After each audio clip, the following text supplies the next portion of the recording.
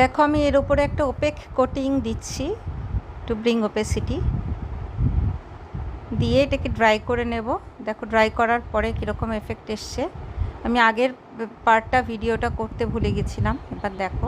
এবার আমি plate cup দিয়ে তোমাদের দেখাবার চেষ্টা করছি। এক প্লেট স্ন্যাক্স, একটা কফি কাপ আটতেই পারে, আরও অনেক ফুডিংয়ের কাপ আটতে পারে, পোলাও রাখতে পারো, ফ্রাইড রাইস রাখতে পারো, শরবত রাখতে পারো, আইসক্রিম রাখতে পারো, অনেক কিছুই রাখা যাবে। যথেষ্ট বড় সাইজের এইটা ট্রেটা,